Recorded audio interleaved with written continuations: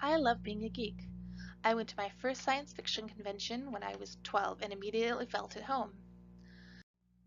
I have attended at least one a year since then, usually more. I love our community, but there's a deep-seated problem that needs addressing: misogyny and sexual harassment. Misogyny is defined as dislike or contempt towards women. Sexual harassment is any unwanted sexual attention, including verbal and physical.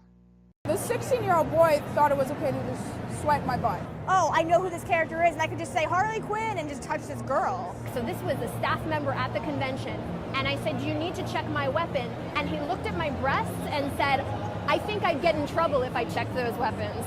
Some of them will follow you through the con, too, and bother you. Guys will literally stop their cars, slow down their cars to catcall you, to stare at you. All of a sudden, their arm is around you or like on your butt.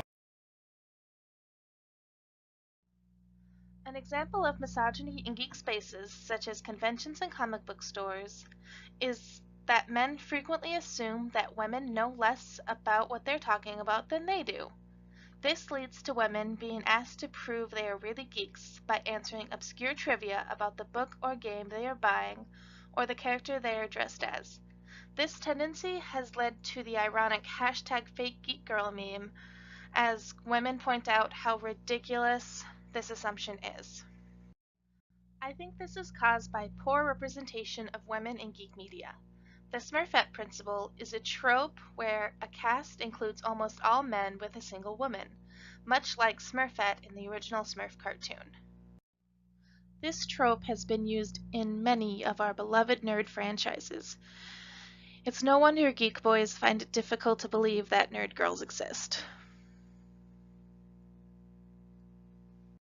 The way female characters are dressed in video games, anime, and other media is another reason geek boys do not respect women's boundaries. Women are constantly overly sexualized, put into costumes that are ridiculously impractical, armor that barely covers any skin, and posed in ways that you will never see a male character posed. But we women have had enough. We are showing the men in our community that we are here and deserve respect. Many conventions are creating and enforcing better harassment policies, including the Cosplay is Not Consent campaign started at my home convention, Convergence. This motto, or others like it, have been taken up across the country to help women be and feel safe. Mainstream geek media has also gotten better in representation of women, with a drastic increase in women in recent movies and TV shows. I love my community, but we still have a long way to go for inclusion. I'm lucky to be in Minnesota, whose community is more diverse than some, but overall, we need to ensure that geek spaces are welcome to all races, genders, and sexual orientations.